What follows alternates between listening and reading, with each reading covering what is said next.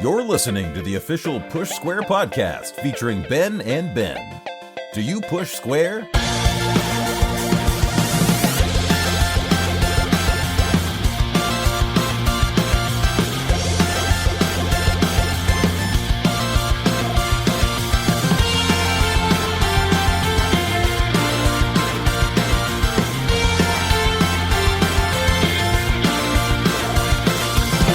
Hello everybody and welcome to episode 13 of the Push Square podcast. My name is Ben Potter. I am the podcast editor for the best PlayStation website on the internet, pushsquare.com. You know, last time I did that, Tarrant, I actually forgot to say what the name of the best PlayStation website on the internet actually was. Joining me as always, even though it's only been 13 times, because technically he was here last time, is Mr. Ben Tarrant. Hello, Tarrant. Hello, Ben. How you doing, man? Yeah, I'm good.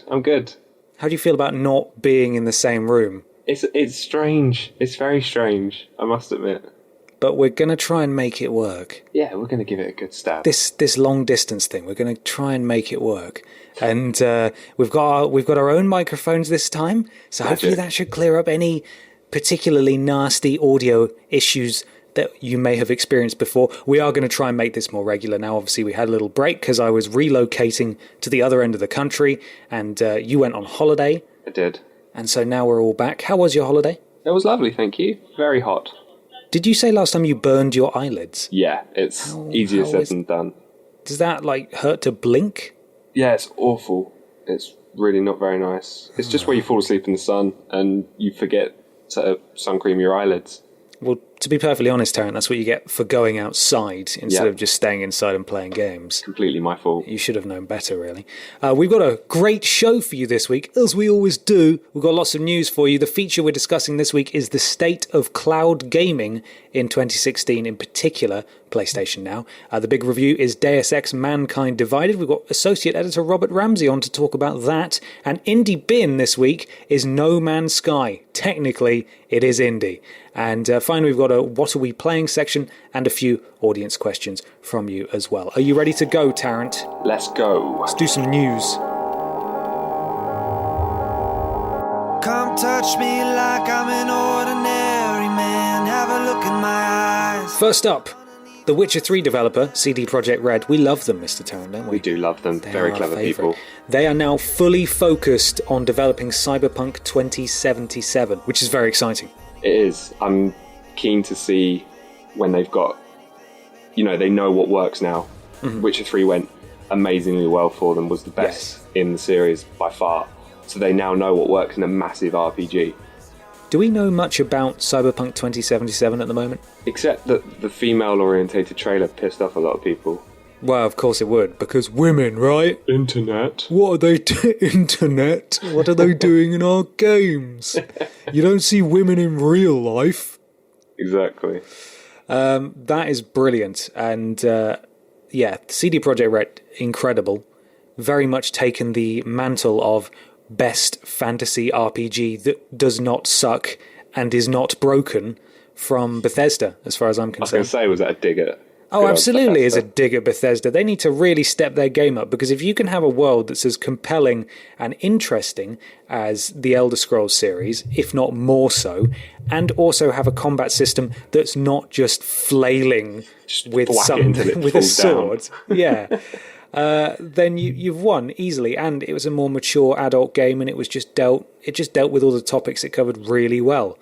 Absolutely, it's incredible. Very excited to see what they do in a different setting. To be honest, I'd happily just take a reskinned Witcher 3, but Geralt the cyborg. Exactly, yeah. But in a cyberpunk setting, I'd definitely take that. That'd be awesome. Yeah, I'd buy that. Do you want to get the next story? Of course I do, because it's about Skyrim.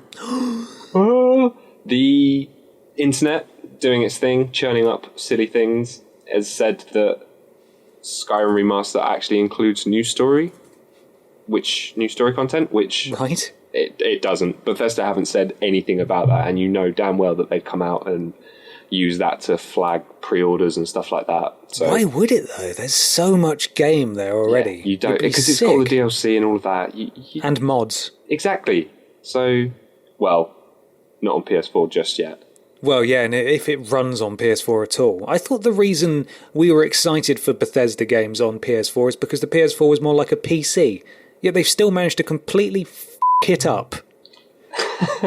I think it's something to do with the way the architecture works with I think it's the audio files that they have the issue with more so than anything else. I remember reading that about mods. I tell you what, Mr. Tarrant, nobody else has this problem. A developer as big as Bethesda needs to sort it out. It's not acceptable. Unacceptable! It is not. It's just really frustrating. And they can't like it either. No, just it must sort be really it bad out. for them. So. Just make it work. Next up, Ni no Kuni 2 is set to be one massive RPG. I really love the description here from the founder of Level 5. Yeah, what does it say? I mean, it's a translation by Kotaku, so it's not going to be perfectly what he meant, but the game has gotten huge. There's no room for any interpretation there. It got big. It's almost like it just surprised him. He came into work one day like, and it had grown overnight. Like a small Whoa, what happened? Guys, who's been feeding the game?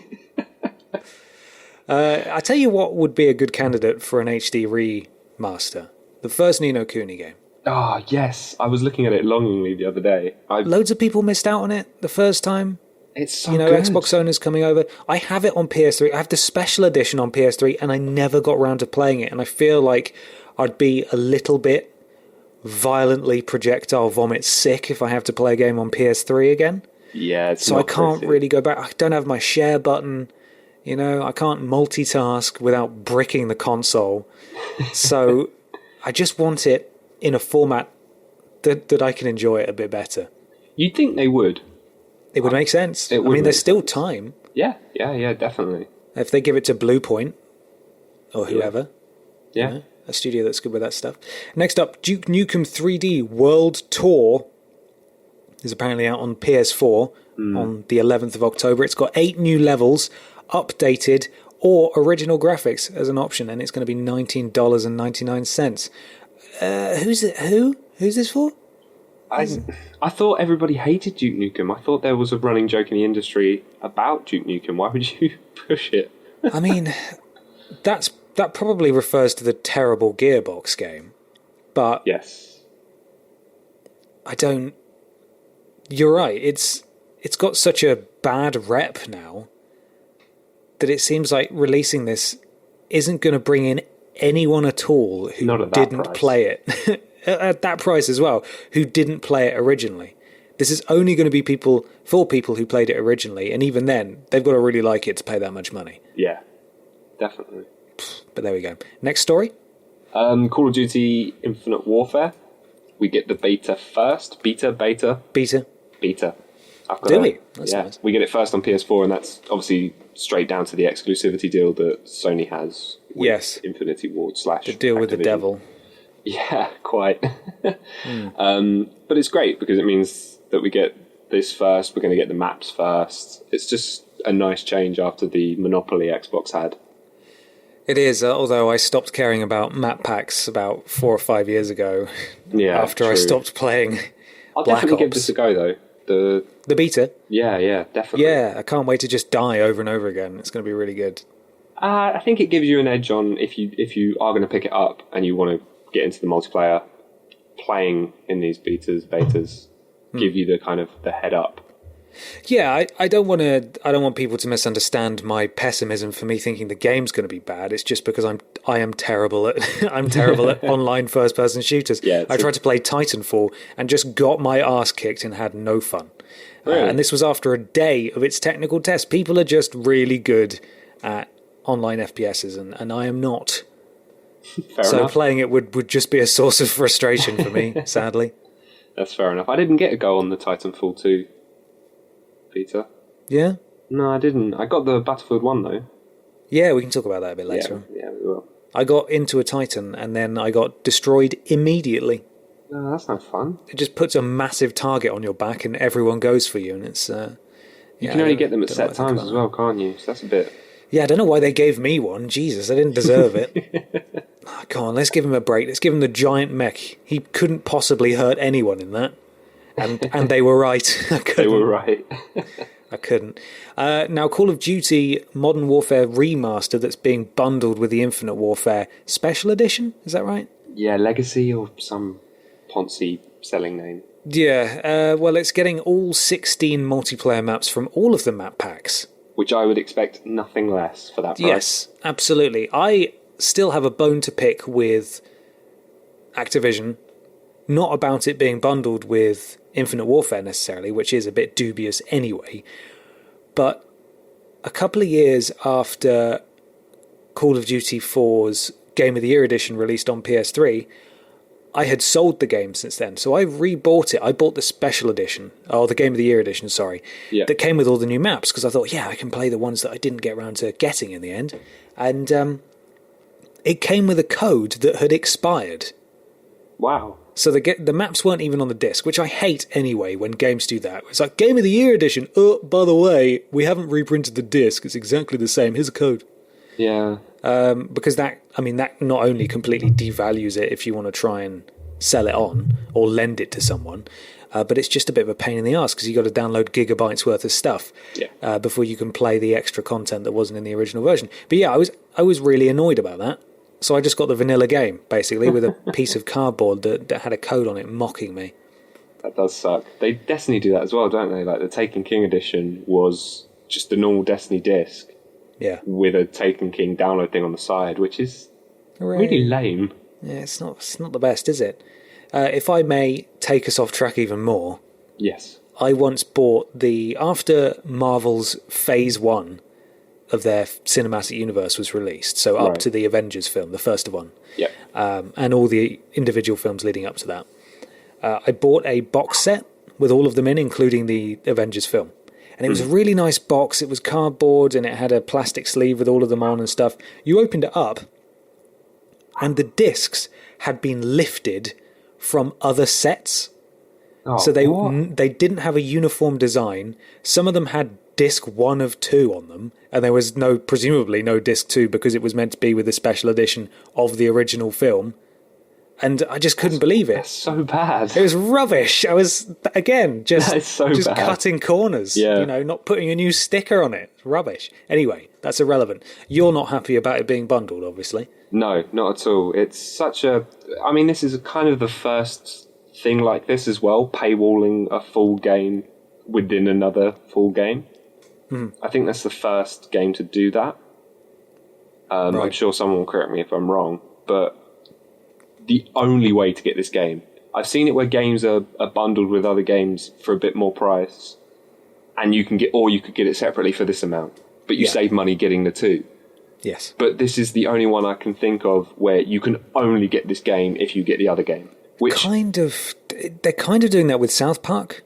Okay. If you pre-order the Fractured But Whole on the PlayStation Store, you get the Stick of Truth on PS4. But you can buy the Stick of Truth separately if you want to. Yeah, of course you can. Oh, I didn't know. I didn't even realise it had been released. That was the first I'd heard of it. Okay, you mean on PS4? Oh, maybe. Sorry, maybe. I don't know.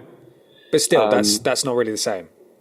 That's more like a big pre-order deal, isn't it? And it doesn't cost you more money to get the Fractured But Whole. No, it doesn't. So, apart from those extortionate PS Store prices. Digital prices.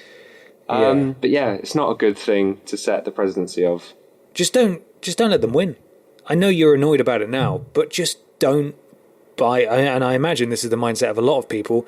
Make them hurt in that you will refuse to buy that ridiculous version of the game because they will release it. They will. Oh yeah, they have to at some point. Yeah, they will. And if you're not fussed about Infinite Warfare, but you really want to play Modern Warfare, just wait. Just wait. It's not worth it. And if you are really annoyed at them, and I know a lot of people do say quite a lot, vote with your wallet.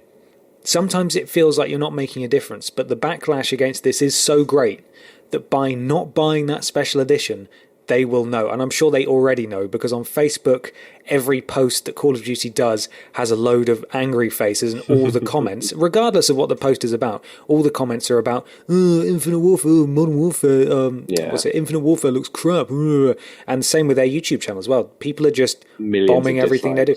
And I do feel bad for their social media teams, obviously, because it's not their fault, and they're trying to come up with that hashtag sick content, bro. But, they're going to realise pretty quickly, if they haven't already, which I'm sure they have, that this was a bad idea, and they won't do it again. Yeah. And there we go. I agree. Next news story. This is probably something you'll want to talk about. The Walking Dead Telltale. Yeah. Got another one coming. Is that just episode 2 of the new season, or episode 1, or is it a new season, or what Episode is it? 3? Is it? Yeah. Do you know? No. I didn't write it on the show notes. Let me, let's, oh God, so professional. But it's due for November, and it's called A New Frontier. I'm pretty sure it's 3. Yes. Yeah, should have listened to my gut. You got, I'm just looking now. You quite like the Telltale games, don't you? The Walking Dead, the Telltale series, A New Frontier. Okay, so that's a new series. Oh, is it a new series? This third new season will serve as both a continuation of what's come before in our story, as well as an all-new beginning set nearly 4 years after the outbreak events of Season 1. Okay, so it's Season 3. Yeah, I was right. You said Episode 3. Oh. You were nearly right. I've not played any of them. God damn so it, I don't God. know so there's episodes within seasons. That makes sense, because Yes. that's how TV and stuff works. I played Season 1 so many times. Oh, you got the platinums on like all the formats, didn't you? Yeah, 3 platinums, and I hate creep. it now. I loved it at the time.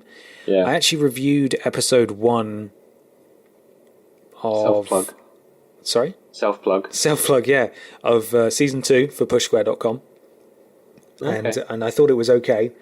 And I never played any of the other episodes of Season 2. You just burnt out. I've just never felt compelled to either. That's and it's sad. not because that season doesn't have a platinum. It's not. Definitely is. I wasn't really too keen on the direction they were taking Clem. In the first season, she was quite timid and scared, and Right.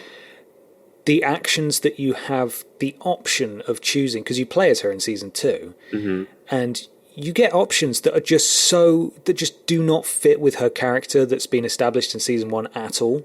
Right. And that it forced me to play a certain way, the way I assumed Clem would play, rather than just giving me sort of a blank slate style character or carrying a character over from Season 1 that, I would be comfortable making different kinds of choices and reacting in different ways.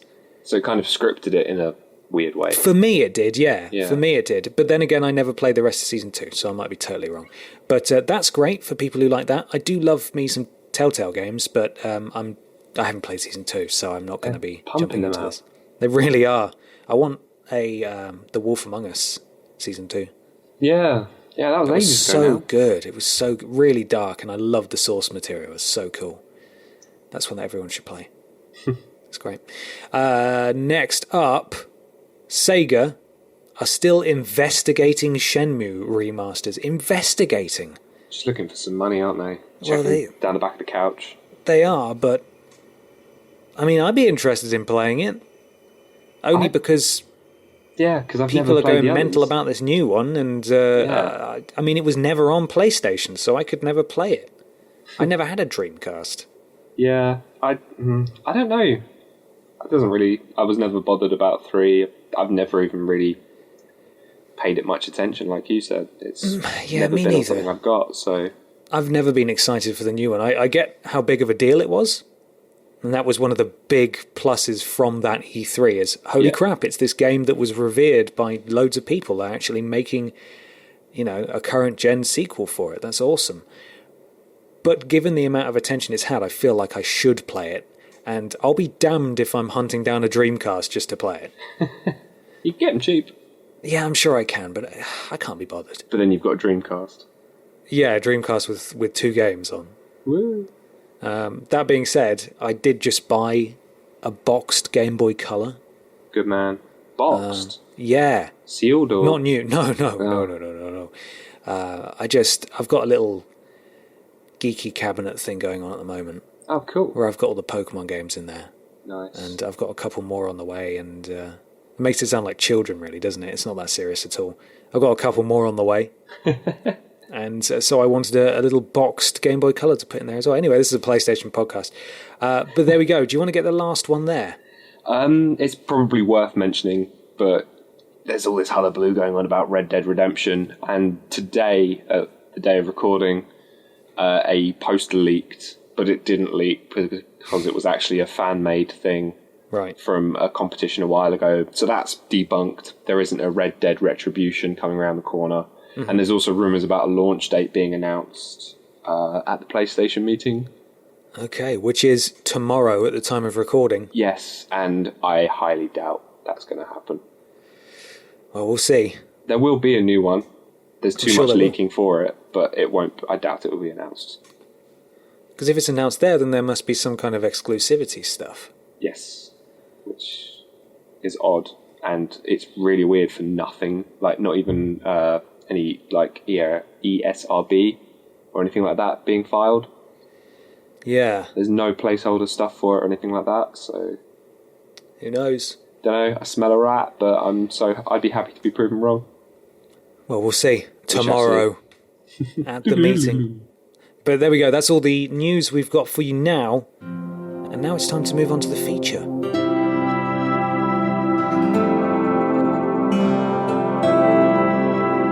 Feature time. This week, it's the state of cloud gaming in 2016. PlayStation Now. If you want to read the article, it is on pushsquare.com. There's also a video that Sammy Barker, King Barker, Editor Barker, has made that's on youtube.com/pushsquare. You can go and watch that if you're lazy, like me. What do you think about cloud gaming, Mr. Tarrant? The premise of it really, really speaks to me. I really like the idea of it right up until it gets into practice. Right. I'm the same with like movies and stuff like that. I just don't like streaming as a whole. Mm-hmm. I don't like Spotify. I don't like anything that hasn't got like a strong stream service. I use Netflix religiously, but I've never ever had a buffering issue with it. Right. But for some reason, things like Spotify and streaming films, kind of legal films, seems to buffer hell load. I think Netflix just have amazing servers. But yes. I've used remote play before, and the chug on that, even in a position where I've got incredible Wi-Fi, just doesn't work as good as I would want it to. So I've never got behind it. I remember being really, really excited about like Gaikai. I think that's the name of the company. Yes. There were all those rumours about the PS4 going around, and Gaikai being bought by Sony was obviously all those things kind of floating about, and it was really exciting, the thought of not having any kind of attachment to the console. You could just play anywhere. Mm-hmm. And they're pushing that a lot now with the PlayStation Now on the PC and PlayStation Remote Play being on the PC. You can just plug in and play. Yeah. It's a good idea. The subscription service is really good, and they're putting a lot of games on it all the time, but it annoys me that they use it as a crutch to explain why they don't have backwards compatibility.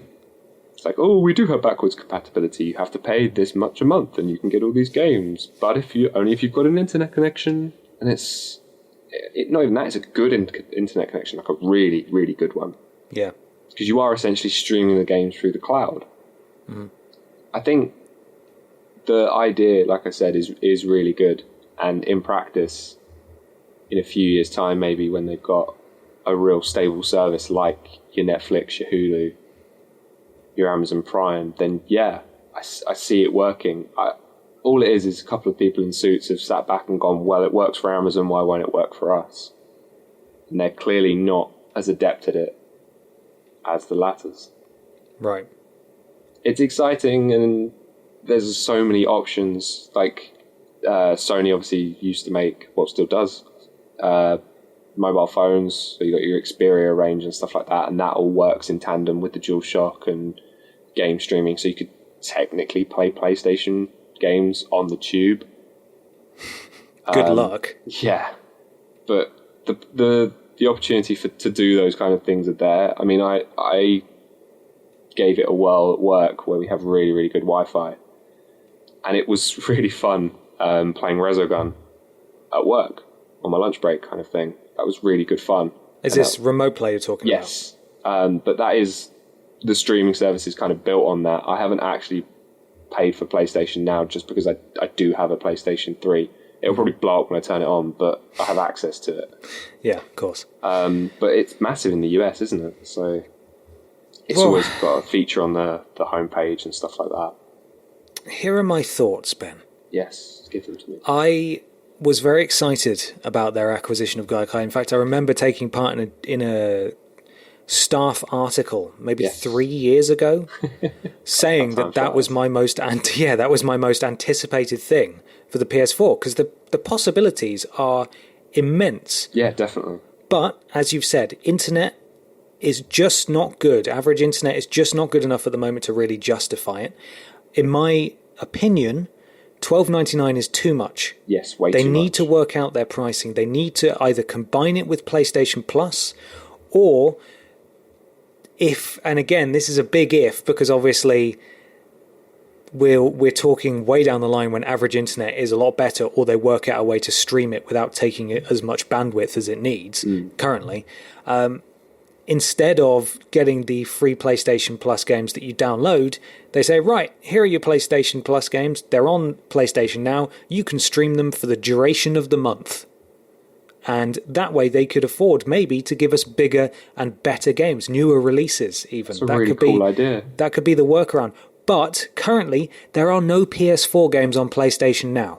They need to start putting games on there as they release. Otherwise, people aren't going to care as much. Half the games that are on there, they're big ones, have been re-released on PS4.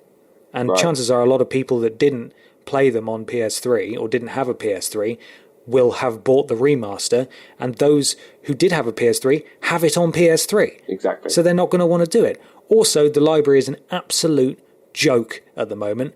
Half of those are sort of Neo Geo old school games. A load of them are just really, really crap budget PSN titles. Telltale has a fairly decent presence on there, but they have 2 episodes of Tales from the Borderlands and 1 episode of Game of Thrones on there. That's not on. What is that? That's been like that for ages. You did say they've been adding stuff fairly religiously, but I'm not sure that they have, actually. I don't think they're updating it at all. What they really need to do, and Sammy made a fantastic point in his video and his article, is that even though it's called PlayStation Now, it's almost, because it's been put on the back burner so much, you have to assume that they can't have forgotten about it, but it's very much in place for the future when the infrastructure is there to support their plans. Yeah. Because it has huge potential. And as I said, either combining it with PlayStation Plus or having your PlayStation Plus titles be on PlayStation Now, but have those games be PS4 games that have just come out, that's a huge deal. You could do that. You could make that happen. But it all hinges on internet speeds, and currently it's just not feasible. And quite frankly, that's out of Sony's hands, really. They can't make people's internet better. So they've got this bare bones service, and half the games on there don't have a star rating. You know, on the PlayStation Store where you can see how it's got a star rating and then it says the number of votes underneath? Yeah. Half the games don't even have that. And the major ones that do, will have like 40 ratings maybe for the entire country. I don't know what the offering is like in the States. Sammy did say in his video that they do have more games, better games, but theirs costs nearly $20. So you would expect that. And again, I don't know why you would subscribe to that, because that's insanity. There is I think everyone can get a free week's trial.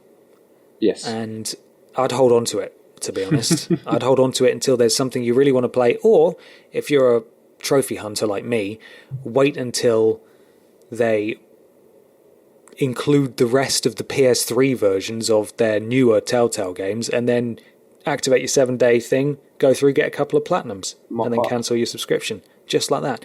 But yeah, huge potential. I really like what they could do, but perhaps at PlayStation meeting next year, they need to just completely revamp it. Because as it stands, it's kind of embarrassing. It is prominently set on the PlayStation Store. You click on it, and you look at the library of games. You can't search for games, because, quite frankly, there aren't enough to warrant searching through. Yeah, and they just group them by genre to make it seem like there's quite a few, and a number of them pop up in multiple genres, and then they've just got A to Z, and some of the alphabet just isn't represented there because there aren't enough games to fill it out. It's quite sad. And if I were them, if they didn't have any active subscribers, which I assume is the only reason they would be doing, that they would be keeping it live, I would take it down quietly, completely rework it, because clearly the fundamentals are there, and it works if you have a good internet connection, but the interest isn't. It's like having, for example, if you had your own personal website, your own portfolio of work online, it's like having professional work be this big, flashy part of your website, and then you have one 200-word article on it. Yeah. And people look at that and think, you might as well just take that whole section down, because it's kind of drawing attention to how little professional work you have. Yeah. Which is a weirdly specific type one, and I haven't taken any inspiration from anyone say a little, I know with indirect there. with that at all. But I think they should take it down for now, at least. It's just not worth it. Full, yeah, I agree. But there we go. You got any further thoughts on that? I haven't got one thing to mention about good internet. Go on. There's a lot of rumblings. We've got Wi-Fi. They've discovered Li-Fi, which is light-based internet. So they can transfer data via light, which is obviously like the ultraviolet spectrum. So if you want to look at the future of internet, Google Li-Fi. That's very exciting. Also, they're working on 5G and stuff. Yeah, so we're going to get there. Yeah, it's just like just like the rest of technology, it's just exponential growth, isn't it? It's just the curve is getting steeper and steeper and steeper. So things are going to improve, but for now at least, it's not looking great. If it wasn't included in your PlayStation Plus subscription, how much, if there was a number, would you be willing to pay on top of your PS Plus each month? $4.99? I say that's about right. What if you could rent specific titles? Nope. No? You can do that. You can rent... I'm pretty sure you can rent games specifically, but it's extortionate. It's like $9.99 for a week. Right. I can walk up to CEX and buy the game for that price. That's also what I meant, as in if you could rent specific games, would you pay? How much would you pay for a specific game to rent for? Let's go on Blockbuster terms, either because that worked so well for them. Either 2 days for a weekend or for a full week. How much would you pay for those? $5.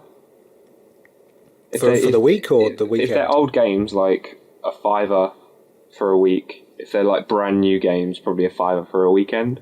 Right. Because I think that'd be quite nice, because like No Man's Sky, this is a little bit of a foreshadowing here, but No Man's Sky I wouldn't have bought full price if I'd had a weekend with it. Right.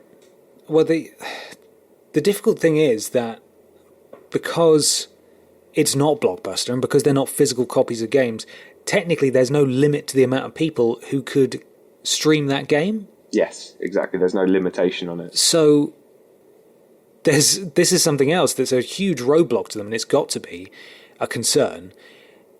If, say, for example, No Man's Sky releases, PlayStation Now is free with PlayStation Plus. And we don't know... In fact, no, that's stupid, because... Okay, let's work on the model that I suggested. Yeah. Which is that you get a couple of free games or whatever. No Man's Sky comes out. People can either buy the full game for £45 and own it forever, or they can pay a $5 and rent it for the weekend and decide whether or not they like it. Potentially, Hello Games and whichever publisher is attached to whatever game could be in this scenario could miss out on a ridiculous amount of money. Oh yeah, you've got to think about that kind of consequence of that too. So that partnership and relationship is also really complicated, which is also going to limit what they can do with it. So it's not going to be easy. No. The potential's there, but if we're moving towards cloud gaming, then they need to have these conversations, and you have to assume that they are. Yeah, they've got to be thinking about these kind of things, definitely. Time will tell. It will. And just to reiterate, you can watch the video, youtube.com/pushsquare, or pushsquare.com is the written article as well. In fact, it's all embedded in the article anyway, so you can go and do that now. Lucky things. And there we go. That's feature time. It's now time to talk to Robert Ramsey, Associate Editor, about Deus Ex: Mankind Divided.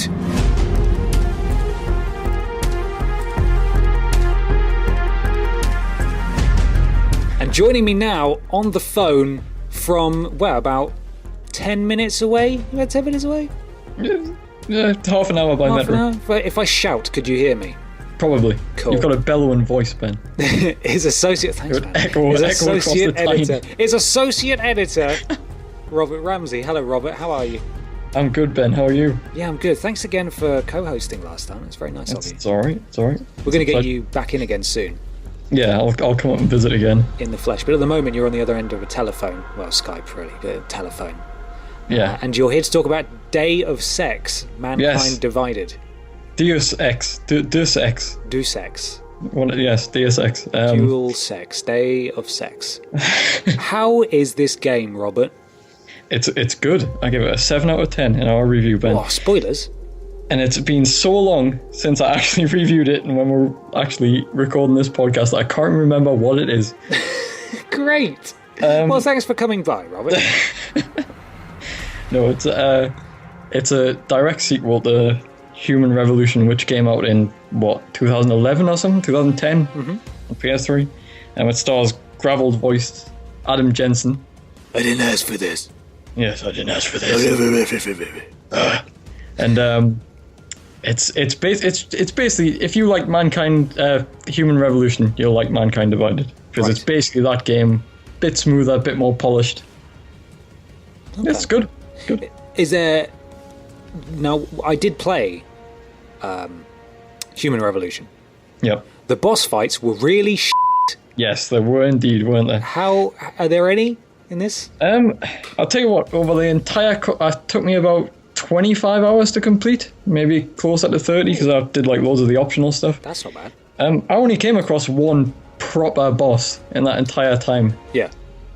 And I won't lie, it was Okay. it was a crap fight. But one boss, not too bad, and once it was over, so... Good. So kind of like ripping off a plaster. A little bit. It was a bit like, ooh, this is bad, but it hasn't soured the experience. Good. Well, that's one boss. Yeah. You could I stomach came across that. one boss. I imagine there might be more depending on how you tackle situations, but I was a very... I took like these perks that gave you, like, let Jensen talk better during conversations. Let Jensen talk better. That was good, wasn't it? But was that how better he that's talks? actually how he talks. I talk better now. I am the talker Better of goods. let me pass. But yeah. So I did that. So I think I might have skipped a few boss battles purely because I ended up persuading people. Okay, that's cool. The subterfuge approach. Yes. The subtle approach. That's quite nice. What are the? Are there any really cool enhancements that are newer in this, or at least exclusive to this newer one? Well, at the start of the game, it turns out that he's got these augmentations that they call them that are fit into his bionic limbs. Oh, has he got a robo-dig? Oh, no, he did. This is the thing. I was going to say, This is the thing, right? Quite a lot. Everyone asks me about the robo-dig. I bet he gets asked quite a lot. But no, I think his genitalia is natural. Because I think it's only his legs and his arms that got blown off. That's disappointing. He's got to be disappointed as well. Do you think he's disappointed? He could have a little blade penis. Just for those really top secret missions. Little cannon. You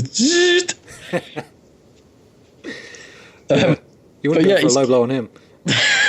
No, you wouldn't, would you? But he's got like these experimental augmentations that you get at the start of the game. Okay. And they're all like really... There's one where it's a non-lethal approach, and basically his arm opens up and it's like this vacuum of air just blows people away. Wait, he's got a leaf blower? Well, yeah, like a really Is he just a big powerful... janitor man now? It's boomf, and it blows people against walls. It's pretty fun. Is the opening scene him with his right arm being a leaf blower? He's just out on and a his lawn. left arm the blade, and he's just trimming a hedge? I'll tell you what, he wouldn't be short of work, would he? No, I suppose not. You should consider it when he retires. I suppose it is a bit of a dystopian future, though. I don't think there's that many hedges and nice little pruned gardens. They don't have vegetation in the future, do they? No, they're just grey concrete and metal. And brown and yellow. Yeah. I love that yellow. How does it look? The art style and stuff's really nice. It's quite it's like Human Revolution, it's got like this really kind of nice dystopian kind of cyberpunk Yeah, that was a pretty game. aesthetic to it. But it's graphically, it's a bit jaggy. Textures are a bit. I thought the character models are a bit rubbish. Right. Apart from Jensen, because he's got like this overcoat that looks really impressive. Do you want one, Robert? Yeah, I wouldn't mind it. I'll tell you what's really cool about Jensen's overcoat, right? Mm-hmm. He's got instead more of just having, inside. Has he got more? Has he got a robot penis in his jacket? Possibly, he just clips on, just pulls out his little. Yeah, just a little prosthetic. Sure, why not? But he's got instead of having buttons or a zip, he's just got like magnets down one side. Oh, God. And magnets on the inside the other, and just clips together. What a stylish bastard! We could never pull that off. Well, I mean, he's got like sunglasses implanted into his head as well. That just cover it. Hate him. Just across his eyes. Ridiculous. And he's got that beard as well. The pointy beard. Yeah, pointed beard. God, slick back hair. I hate him. He's got it all. He's not even a real man anymore, technically. And he can punch through solid brick walls as well. Yeah, and we all need to do that. Yeah. So, is there anything he can't do?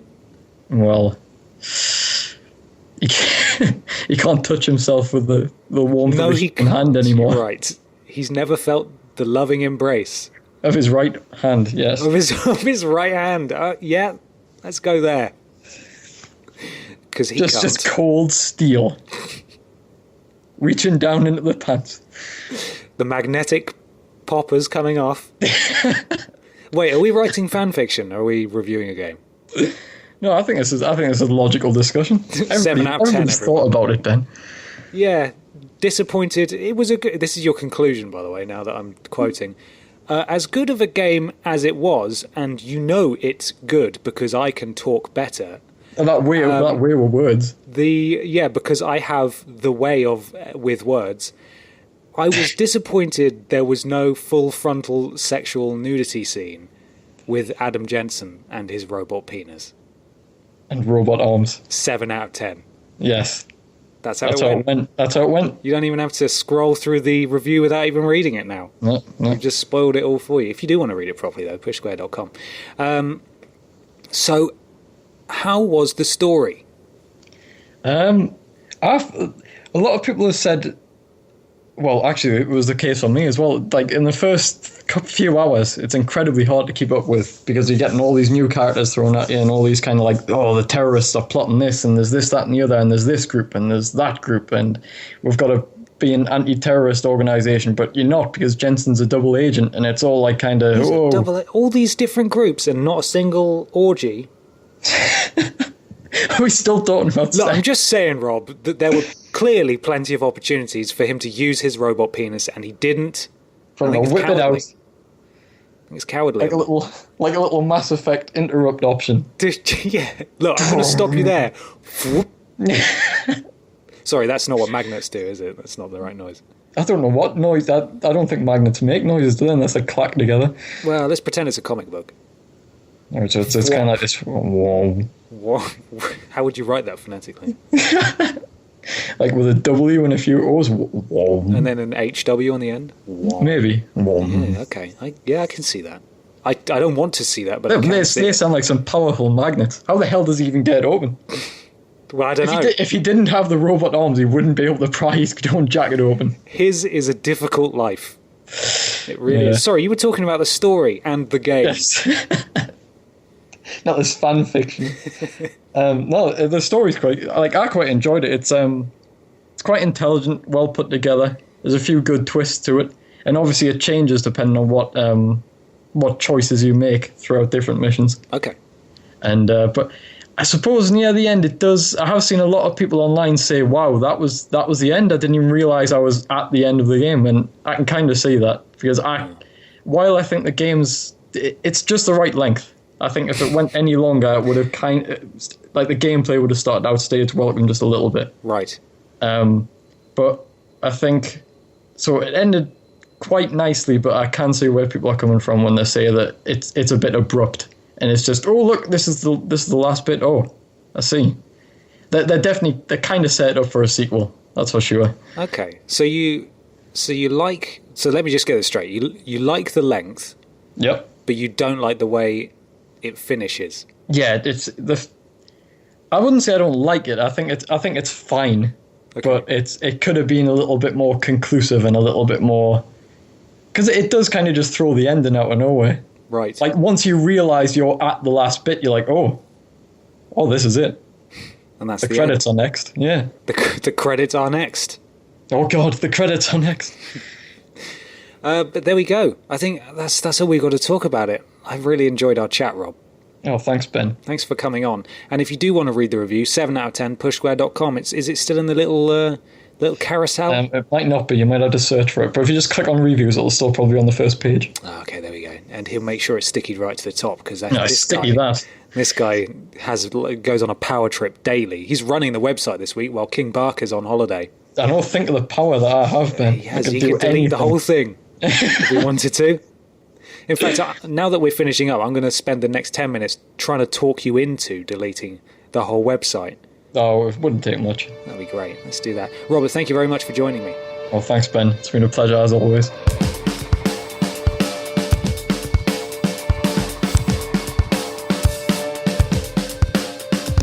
So we come to the time in the show where we look at Indie Bin. This is where we look at a game independently developed and whether it is in the bin or not Indie Bin. Out the bin. Sorry, I was late on that one. I was drinking water. Head in the game, boy. Head in the game. Yeah, I'm here. So I'm just still thinking about Adam Jensen's penis. Oh, God. Stop. Just stop. People are still listening, then thank you. Yeah, well done. You made it through. You made it through to another talk about No Man's Sky. I'm pretty sure this is like the 6th we've done. I've never heard of this, Tarrant, because you get some strange small games on Indie Bin sometimes. Can you explain to me what No Man's Sky is, in the layman's words? It's a very big game. That's it. That's all I get. It's just very big. It's the procedurally generated works of Hello Games, which is co-published by Sony. Yes. So it's not fully indie, but it's not indie. Right, we're bending the rules, but they're our rules. Yes. So it's my bin. It's my bin. I can put in it whatever I want. And I bloody well will. To be fair, I should have played Bound or Abzu. I've played Abzu, actually. You have, but it's not your bin. No, it's not my bin. I can't... Sorry, I feel honoured to even approach the bin. You are not one with the bin. But not worthy. I didn't play actually have this game, right? You actually have No Man's Sky. I do. You played a lot of it? A few more hours than I care to admit, actually. Right, so 2. Yep. No, I think I'm on about 7 or 8. That's not bad. For a game that's all the same. It eats time like you wouldn't believe. But yeah, let's talk about that. Yeah, talk me through what you like about No Man's Sky. What I like about No Man's Sky is that it's free. It's very no price, but it's free flowing. You're very much you're dropped on the planet, and the only kind of bit that feels very, very scripted is getting off that planet. Just made a load of noise. Yeah. The rest of it's you can just go sod that and just wander and do your own thing, which is more or less what I did. I got lost in a cave for 2 hours, which was infuriating. Oh, that sounds... Can you not just blast your way out? I didn't know how to. Oh, good. But then I found out that you can do grenades and that... It's all a learning curve, and I like that. The game doesn't spoon-feed you too much. But it is a nice palate cleanser, to use your phrase. It's different, it's almost exotic, and it's easy. It's just bland enough to be relaxing. Exactly. But unfortunately, that's about where what I like about it ends. How do you normally approach a session with No Man's Sky? Do you have the music cranked up to full, get yourself fully immersed, or do you put something else on, like a podcast, and just sort of zone out? I'll Spotify playlist or something, because obviously you can do that mixed in with the game. Yeah, with PlayStation stuff now. That works really well, because even though the 65 Days of Static soundtrack is really, really good, it is so tailored to specific in-game events that you never really hear that much of it. Right. Like, if you get the Sentinels miffed and they come and get you, you get a sound bite. If you succeed in doing something, you get a sound bite. If you're hyper drifting to something, hyperdriving to something, you get a sound bite from it, but you don't get it constantly. It's not. Right. It doesn't feel ever present. So to have music on in the background, I found beneficial, and that's generally how I do it. And I'd give myself a set task. So I want to get this sorted, so I'll go and find this element and that element. But I can't play it solidly for long because it does get so repetitive, and you start to see all the cracks. But I think it's the biggest problem with No Man's Sky is that it is crushing under its own weight of expectation, which is what we said every time we spoke about it, is that the expectation is way too high. What do you make of the recent allegations in regards to the multiplayer, and that perhaps Sean Murray and Hello Games were intentionally vague about the specifics in order to not necessarily dupe people into buying it, but certainly doing nothing, and this is the difficult part of this, I say doing nothing to quell the mad excitement and anticipation for this game, because it would be mad to want to quell the excitement for a product that you want to sell.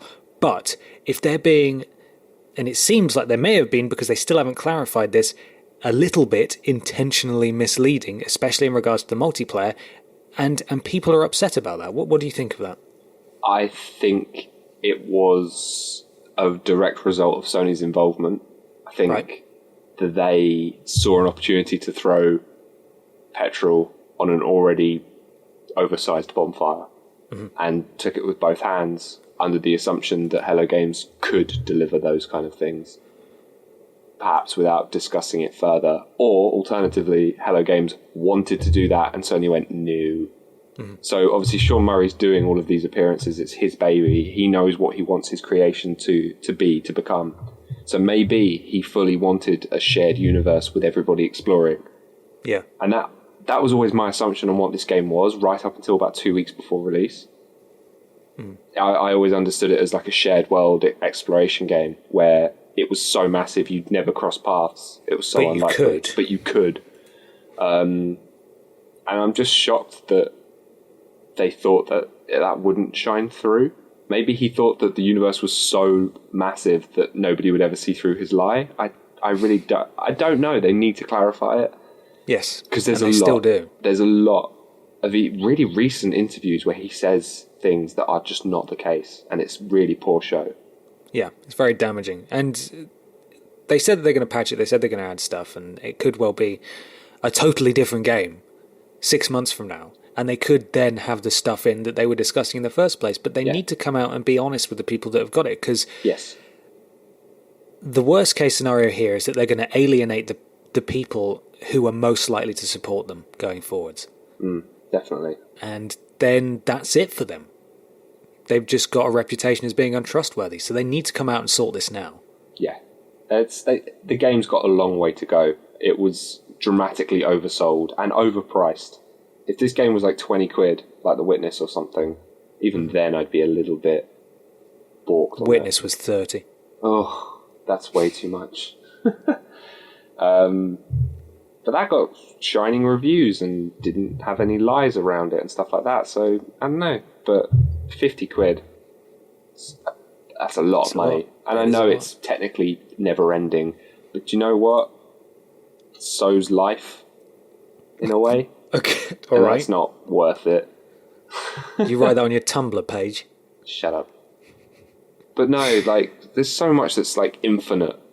Yeah. And it's not worth it.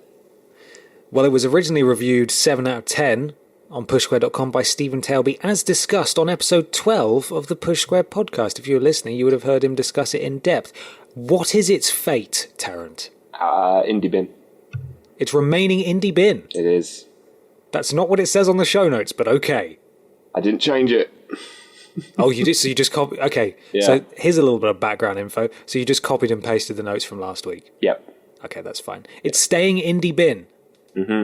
Its punishment is it's resigned to the bin... For eternity. Chuck in a match. Burn it up. Yep. You going to burn it up? Yep. Okay. Can I borrow it first? Digital. Soz. Okay. Soz. Yeah, but you're going to need to mine for certain elements to make the match before you can light it. Go f*** yourself. Let's move on to what are we playing? what are we playing? What are we playing, Tarrant? I'm still ploughing through Hyperlight Drifter. I'm just mopping up all the kind of peripheral collectible stuff because I'm determined to platinum it because it's a bloody good game. Good lad. What else am I playing? I was playing something else. Oh, I played the Battlefield 1 beta. Beta. Yeah, got it. Yeah, been playing that and I think it's awful. Why? Let me ask you why. Oh, it's like, what's going on? Is it just a bit of madness? It's just too much going on. It's just too complicated. It's it very like... Battlefield. It's just. I mean, we've raised a few concerns about the World War I setting and whether or not that's disrespectful if they don't handle it properly. With the multiplayer, I think that's okay because it's literally just Battlefield multiplayer reskinned to be in World War I, which is fine. You know, that's what you're going to get. The real proof will be in the campaign, as far as I'm concerned, for their treatment of World War One and that kind of stuff. But yeah, I played it too. Yeah, it's very hectic. As discussed with the Call of Duty at the beginning of the show, I'm not very good at first-person shooters. So it's technically sound, and it seems fine, and people who like Battlefield will really like this, I'm sure. But something that really stuck out to me, and I don't know if you noticed this as well, did you ever play any Star Wars Battlefront? Were you playing the beta or anything like that? Yeah, and you can pick where you spawn and stuff. Yeah, not necessarily that, but the menu system, the main menu, and very even similar. The font seems exactly the same.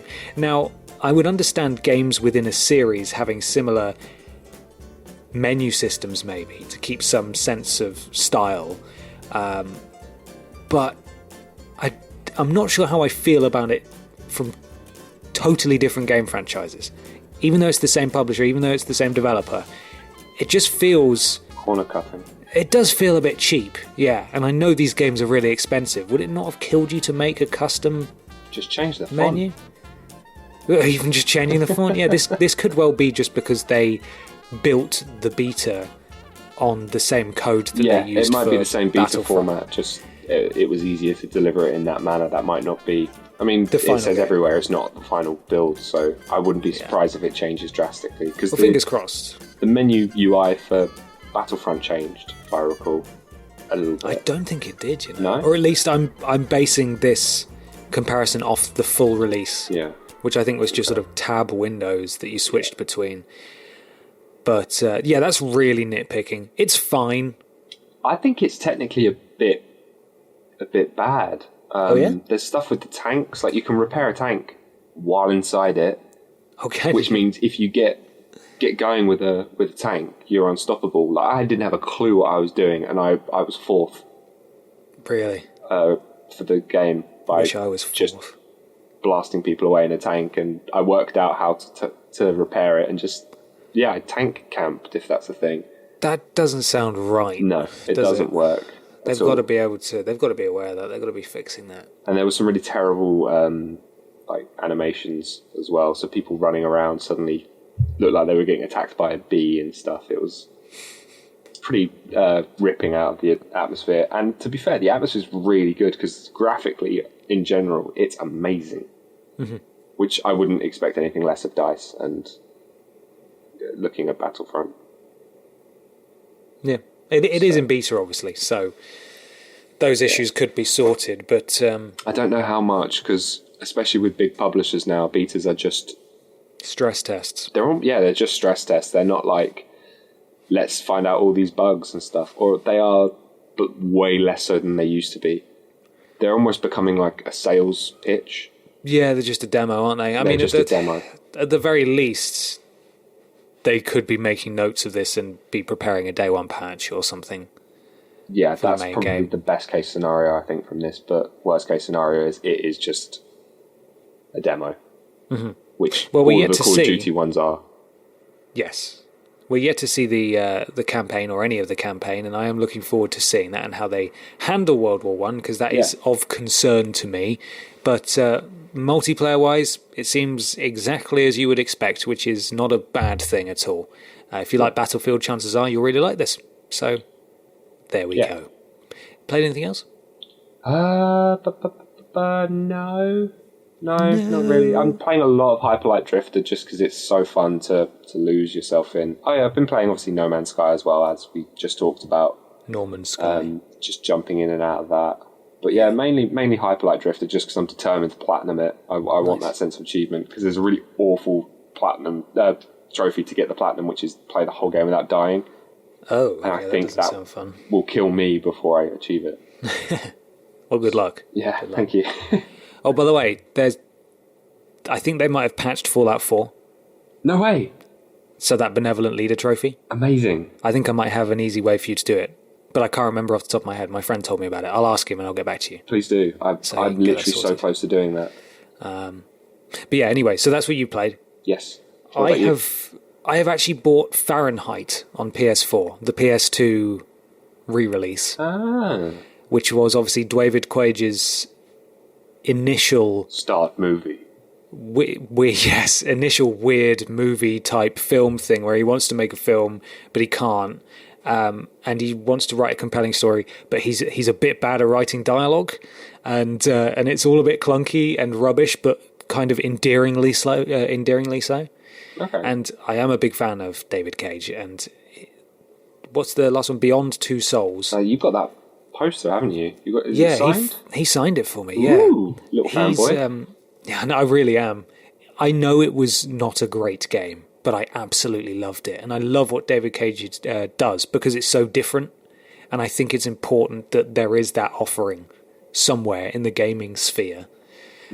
For the kind of stuff he does, because it is interesting. It's not going to be for everyone, but I thought I'd give Fahrenheit a go. It started off and I played the tutorial, or we got to the main menu, and as you just said, it actually says start movie instead of start game, which I was like, oh, for God's sake, David, you're really not doing yourself any favours here. And then I started the tutorial, and there was David Cage in his own game saying, hello, I am David Cage, and this is my game. So, you want to press the buttons to select things? And I was like, for God's sake, David, for God's sake, you're really doing yourself no favour. Stop it, David. It had a fantastic opening scene. I must admit, I have had a bit of this spoiled for me because I watched a playthrough of it years ago on YouTube, which is a bit of a shame. But a brilliant opening scene. Essentially, the main character is possessed or something. I don't want to spoil anything.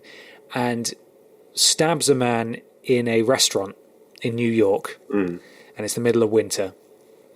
And then it's him trying to evade the police and work out what the hell's going on. These demonic forces that are making him do this stuff and now pursuing him, as well as the police. And you also get to play as two NYPD detectives who are hunting him down and trying to work him out. So it's got the classic thing where you do the button prompts to open doors and stuff, the thing that's indicative of David Cage. Yeah. But the UI is a bit crap, so it's difficult to see exactly what you're doing sometimes, and you use the same right analog stick motions to select dialogue options. But everything is timed, and it's really stressful and very difficult sometimes to not only read all the options you've got available to you, but then know which direction you need to do it in as well before the time runs out. And then, in these action sections, it says, get ready on the screen, and two circles appear next to each other, and they're coloured in each direction. And they actually relate to the two analog sticks. And so they show, it's kind of like, the game Simon, where it lights up. Oh, yeah. And you have to follow the pattern. So you don't wait until the pattern's gone and then do it. You actually try to keep up with it like Guitar Hero. But unlike Guitar Hero, you can't see the colour you need to press coming towards you, so you don't know in advance of it happening. It's all a bit too fast, and they just completely outstay their welcome. Like, those sections go on for maybe up to 2 or 3 minutes in a row, and you're just exhausted, like, this isn't fun. Yeah. Please let this end, because you have lives as well. If you fail and you run out, you have to do the whole thing again. Oh, God. And you're focusing so much on which directions to press that you can't really pay attention to what's actually happening on the screen. Yeah. So you can't really see what's going on. It's great, though, in all its unique madness. I think I'm fairly close to the end, and it's just so David Cage, it hurts. And like you said, he's got a position in the industry. We need people like that. Oh, yeah, absolutely. Now that Hideo Kojima's not making another game for about 20 years, because no one's going to keep him in check anymore, it's great to have mad men like him running around and making these really weird games with slightly clunky dialogue that suddenly just go absolutely insane for no reason whatsoever. But yeah, good. I'm enjoying it, really. Good. So there we are. I'm not going to talk about Abzu because I think we should save it for Debin at some point. Yes, I think we should. There we are. That's all I'm playing. Let's move on to some audience questions.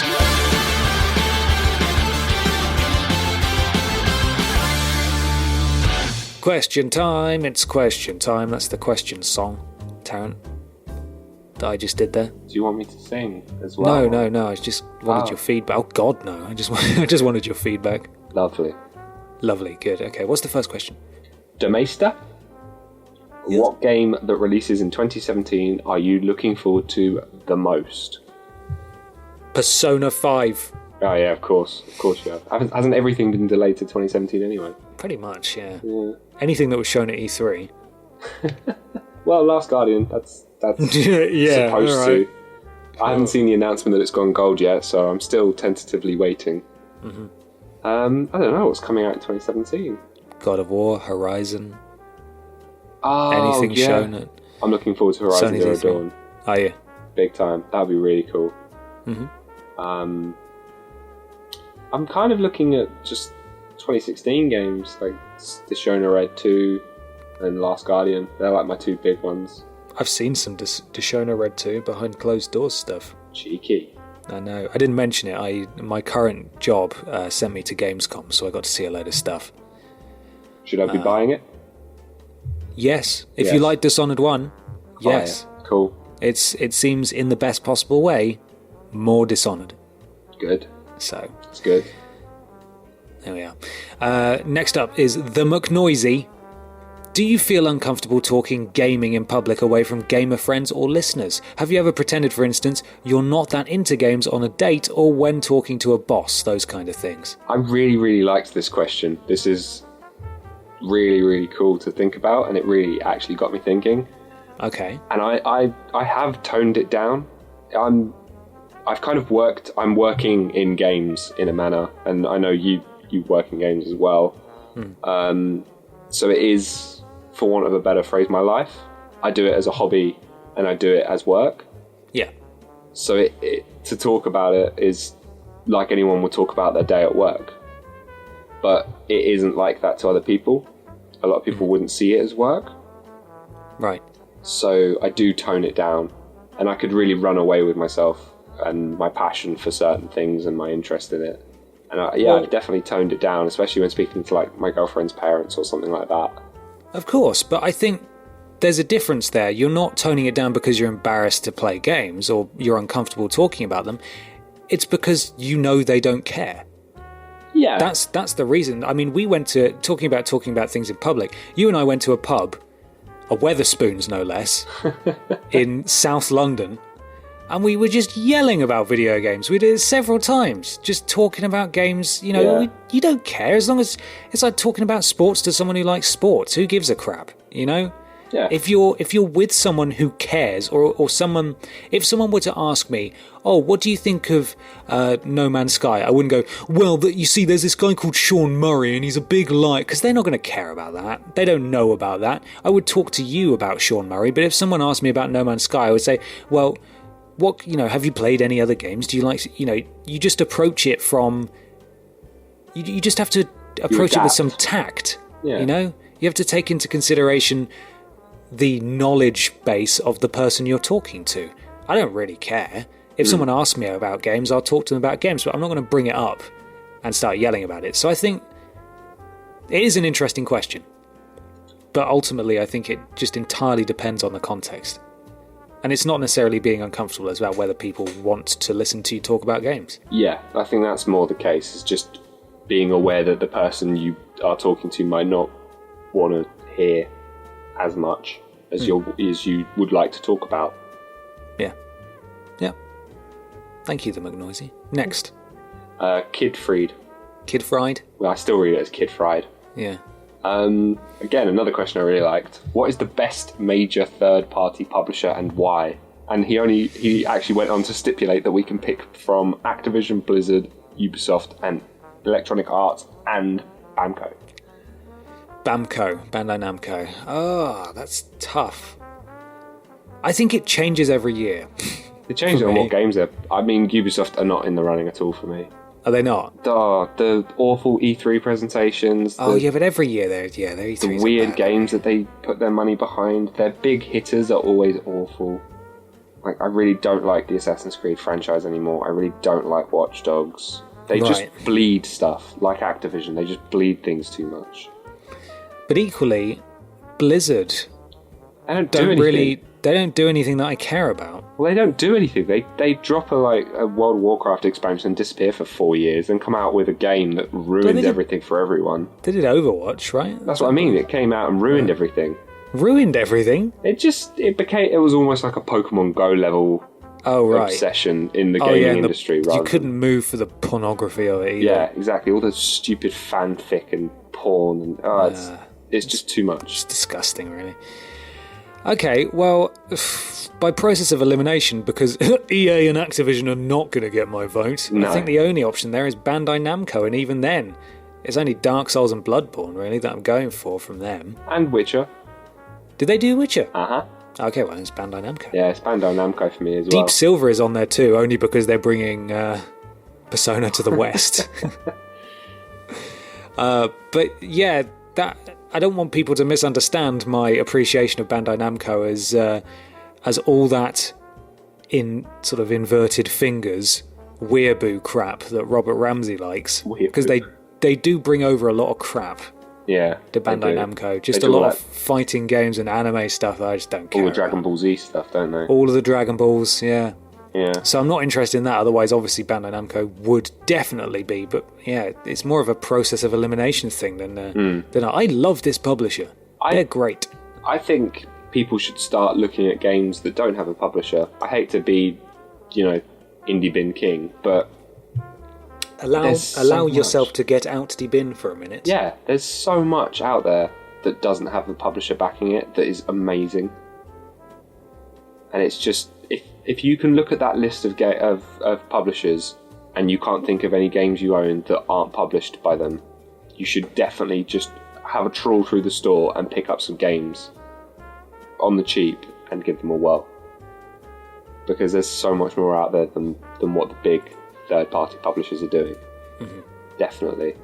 And it's a lot of the time of way better quality. Yes. That's a good point. I think we've got time for one more question. Let's go back to the McNoisy den. Let's do it. So if we had to live in a game era, would it be a fantasy one, like Dragon Age? Dragon Age. You didn't understand the abbreviation, did you? No, I didn't. I bought Dragon Age Origins. Oh, you Origins. You lent it to me. No, I lent you Dragon Age Inquisition. I bought that one. I bought that, but the complete edition. Right. So I have it. I'm going to play it, and I'm going to talk to you about it. Good. So yeah, fantasy, Dragon Age. Yeah. Alternative history, Wolfenstein. Mm-hmm. Sci-fi, No Man's Sky. Steampunk, Final Fantasy VII, or Caveman Times, Chuck Rock. Well, because I have no imagination or mental capacity of my own, I am going to ignore the genres and just take the games that he's offered. Okay. So, Dragon Age, Wolfenstein, No Man's Sky, or Final Fantasy VII. I thought they were our limitations, so I was going to stick with them as well. Cool, alright. I've never heard of Chuck Rock. Neither. Which probably is pretty telling.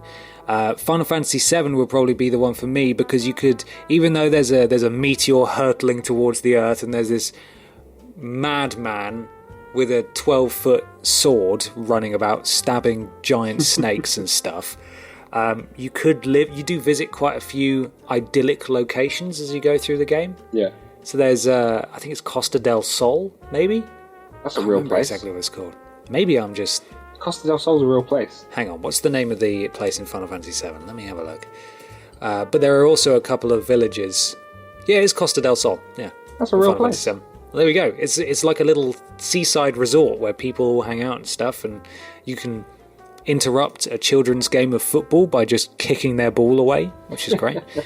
And yeah, a few nice little mountainous villages that are all quiet and stuff. And yeah, there's problems with pollution and stuff, but as long as you're nowhere near Midgar, where all that stuff is happening, then I think it'd be really nice. You could live out quite a nice existence there. It's very Sword Art Online of you to say. Just work at a chocobo farm or whatever. Be lovely. Very lovely. What about you? I'm gonna say Dragon Age, just because. Have you played Dragon Age? No, but if it's anything like any fantasy RPG, then yeah, I really like fantasy RPGs. So if I had to pick, it would be that. I would not trap myself in the 15 quintillion universe of No Man's Sky, that's for sure. Well, let's make it more interesting then. Within Dragon Age, which race would you be? Oh, I haven't played it yet. Okay, well, you've got standard races like elves. I want to be the cat thing. Dwarves. There's no cat thing. Damn it. So it's not like Skyrim. It's not. Well, I mean... Elf. You'd be an elf. Okay, elves suffer a great deal of racial prejudice in the world of Dragon Age. So you would have a pretty miserable time. You'd just be... Okay. And validation. That would be it. That would be what you do. Okay. But would you only murder people who are racist? Yeah, I'd start there. Okay. And how long would it take before you start eating people as well? What race would that make me then? What race would that make you then? What do you mean? What's the race that... Oh no, I'm thinking of Mass Effect now. You'd just be a cannibalistic Is there like elf? a lizardy type race? No, that's Elder Scrolls again. No, is there like a... Who's the guy with the moustache? Dorian. Yeah. He's a human. Oh, okay. He turns up in a lot of fanfic as well.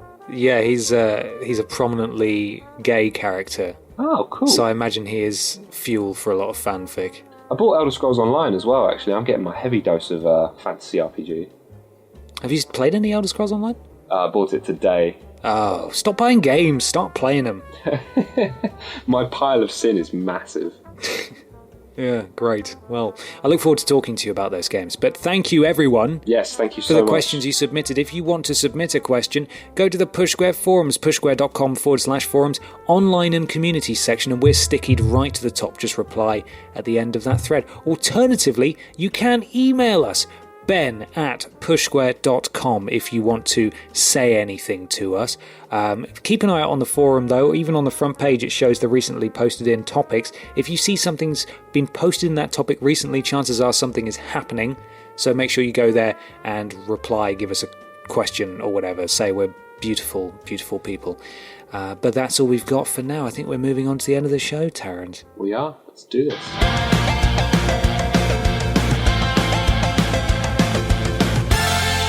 So coming up on pushsquare.com, it's the PlayStation meeting tomorrow at the time of recording. So there's going to be a lot on that. You're going to get hot takes. Like all the hot takes. And we're not going to talk about it for 2 weeks. I know, but you're going to want to listen to what we have to say when we say it in 2 weeks' time.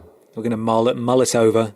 It's going to be the hottest of takes, I can tell you that. Yeah, this is going to be pure triple distilled take. Lava take. And we're just going to have forgotten everything as well, probably. Yeah, probably. But yeah, where else can people find really good PlayStation content like that?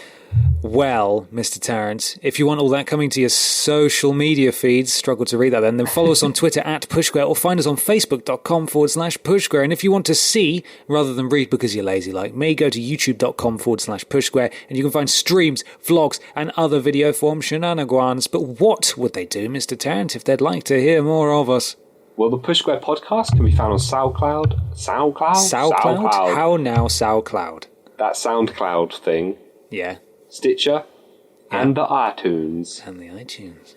On iTunes, it'd be really cool if you gave us a honest rating of our review. Honest rating of our review? Honest rating of our review. I'm really struggling with this. Can I try this one again? Yeah, you can... Yeah? The Push Square podcast can be found on SoundCloud. I still said it. SoundCloud? I'm really struggling to say SoundCloud. Do you want me just to dub you over? No. SoundCloud. Yes. Articulate. Hit me with a Google thing. Do SoundCloud. SoundCloud. Anyway, there, Stitcher and iTunes. And on iTunes, if you gave us a little 5-star review, give us those ego points, we'd really appreciate that, because that's really good for us. We like it. It's lovely. Sustenance for us. We live off the ego points. You can also review us on Stitcher, by the way. They do take reviews there too. Okay, do that as well. And when we say an honest review, we mean 5 stars. Obviously, because that's anything less what than you that is think. disgusting. Yeah. Just disgusting. Make sure you keep it locked to pushsquare.com. It is, if you hadn't heard, the best PlayStation website on the internet. And if anyone tells you otherwise, you can punch them in the face. That's a rule. Boom.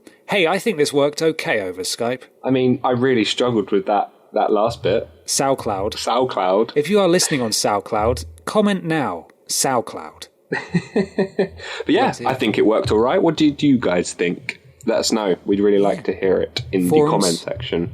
Or comment section, or Ben at pushsquare.com. Or the forum. Yeah. I did say forum. Okay. Who knows? All right. Anyway. All right. Thank you very much, Mr. Tarrant. Thank you very much, Mr. Potter. And thank you all for listening. Cheers, guys.